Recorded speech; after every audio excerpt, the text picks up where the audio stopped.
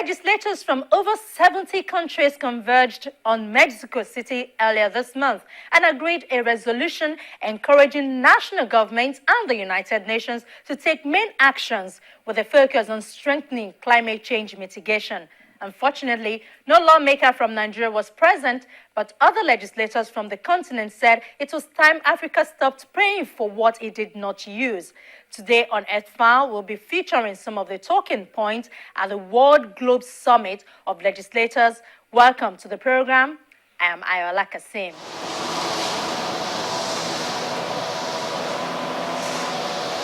The Legislative Palace of the Mexican Congress in San Lazario, Mexico City, was the venue for the second Globe World Summit of Legislators.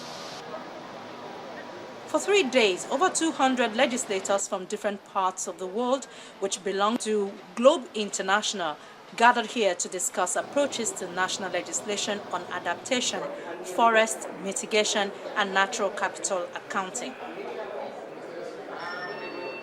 Forest degradation, for example, all over the world, it's an issue that requires complementary legislation in different countries. It also has a trade-off effect on climate change policies as well, or climate change laws as well, because these trees that we cut down, they serve as carbon sinks, and then as long as we continue to engage in intensive deforestation, we are losing our natural capital.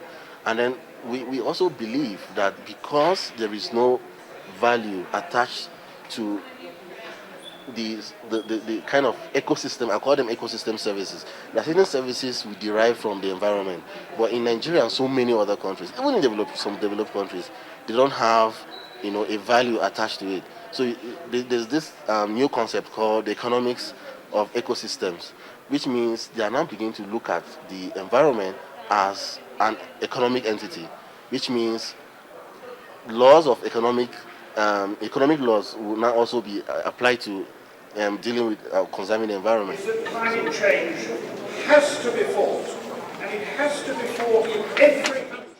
What is the role of national legislation in a 2015 climate change agreement was one of the questions the legislators looked at during the sessions. Every country, in our view, should have a statutory climate change act, which you put in like we've done in Britain, you impose and govern it by domestic legislation.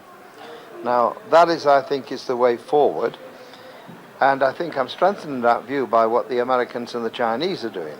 Clearly, it's a new kind of G2, where China and America have got together to agree to cut the carbon. What the rate of that is another matter, but at the moment they're agreeing that. But the important point is, as Obama has said, he cannot get Congress to agree a kind of overseas, what they call another global agreement. So he's now come out and said, I'll use my presidential powers, which we've argued for a time that he should use. But that is not the global agreement.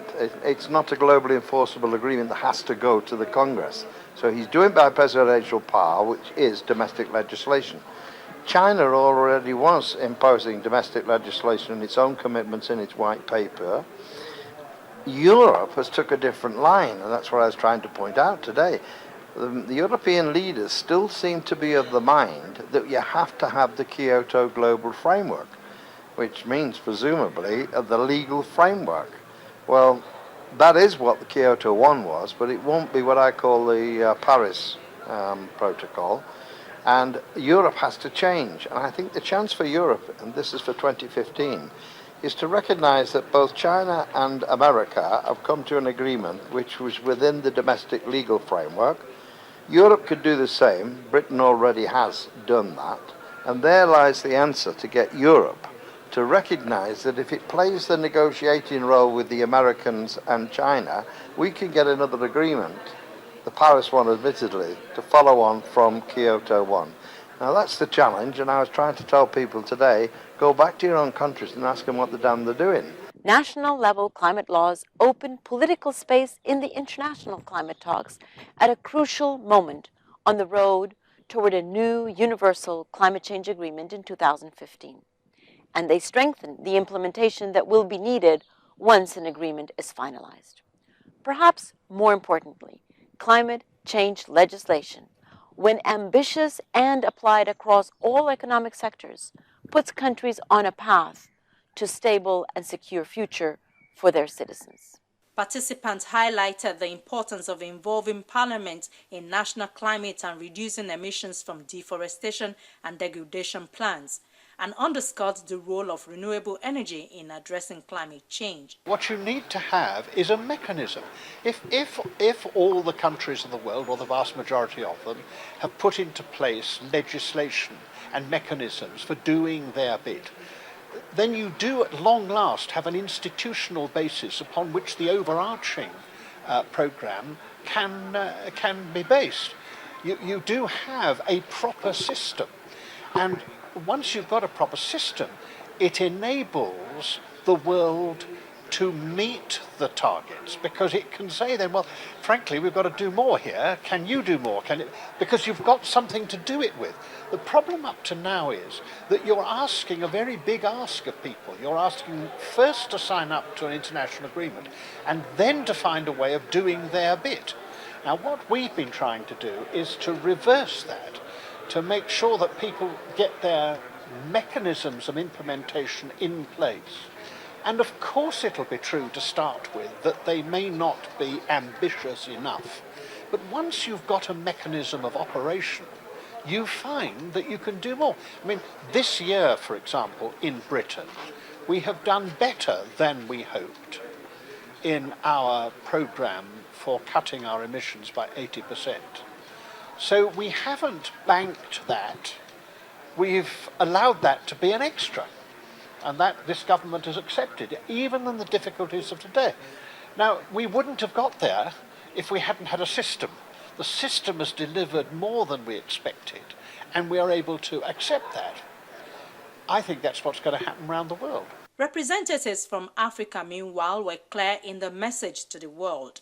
We want UNEP to be the main channel of all the projects that are carried out in African countries, so that we have a one source of directing, of channeling resources into African countries. The point that we're trying to make here really is that we are heavily impacted by the climate change, and unfortunately we are not the ones that caused it, and really Africa is saying, let's get support, because we are all impacted, and since we are partners, that can we be supported? Because moving forward, you are hearing a lot of what is being said now is that fossil fuel is really going to, in the future, as we move forward, is really being discouraged. And yet, for a lot of African countries, you find this is the time that a lot of them are discovering oil and discovering things that are really supposed to be helping them to develop to the level where the developed countries are at this point. But then, at the moment that we are discovering that, it's the time that everybody is saying, no, we are not moving in that direction. It is now renewable energy that is going to be, subsidized, more subsidized. So, where does that leave us in terms of development? So we need to partner. We need to speak with one voice as a world, so that we can all be able to meet the needs of our people, as well as, meet the environmental requirements. Africa's position was welcomed, although the lawmakers were enjoined to be reasonable in their legislative duties. Africa's climate change legislative frameworks, though a step in the right direction, have come under fire for not being ambitious enough to meet the challenge of a changing climate. The world is saying it. This is not a question of anybody saying it. It is that we now know something which we didn't know before, which is that if you develop in the way we have developed, you won't have a planet to develop upon. So that's very simple. There is a straight fact. So we have to deal with the science. And people who try to turn that, if I may say so, you won't do, but people do, to try to turn it into a kind of political issue, seem to me to be entirely missing the point. We have a fact. It's like a road crash coming on. When you see the vehicles going to each other, you don't say, oh, well, we've got to have buses, so they better go on. You say, we better stop the two of them going and hitting each other. We better do something about it. So what we are saying very simply is that the countries that have grown rich because of pollution and have caused most of this problem, they are going to have to pay much of the cost of ensuring that development can take place in a clean and non-damaging way. And if you look in Africa, Africa is suffering from climate change already. It's not a question of waiting, you can see it.